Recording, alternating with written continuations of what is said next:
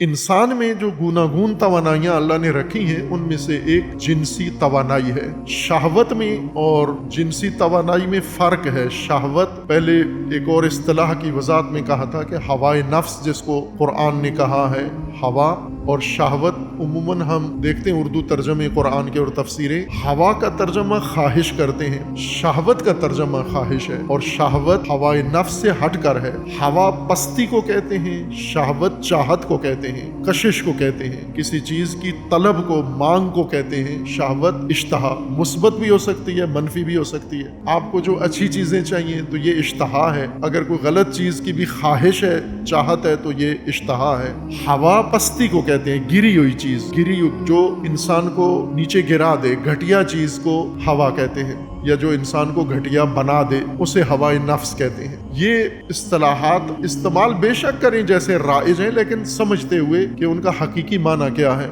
हम उमूमन जिन्स का या ये ताकत जो इंसान के अंदर मौजूद है, जिसको हम उमूमन शहवानी ताकत तर्जमा करते हैं, इसके लिए इंग्लिश का लफ्ज़ मुख्तस है, उसके लिए सेक्सुअल पावर या सेक्स, जिनसी ताकत इंसान के अंदर जो इंसान में मौजूद तवानाइयों में से, जिस्मानी तवानाइयों में से सबसे कवी है, सबसे ज़्यादा ताकतवर है। और जैसा पहले बयान किया था कि अल्लाह तबारक व तआला ने इंसान की सारी ज़रूरतों को लज्जत की पैकिंग में बंद करके इंसान के अंदर रखा है, लज्जतों के लफाफे में पैकिंग की है उनकी। अगर नागवार होती तो इंसान ज़रूरतें तर्क कर देता। जैसे खाने सारे लजीज हैं, लज्जत है तो लज्जत की खातिर ही हम खाते हैं, लेकिन खाना मकसद उसका लज्जत नहीं बल्कि ग़ज़ाइयत है और परवरिश है इंसान के जिस्म की। जिनसी लज्जत भी एक बुनियादी फ़लसफ़े और हदफ के तहत अल्लाह तबारक व तआला ने इंसान के अंदर ईजाद की है।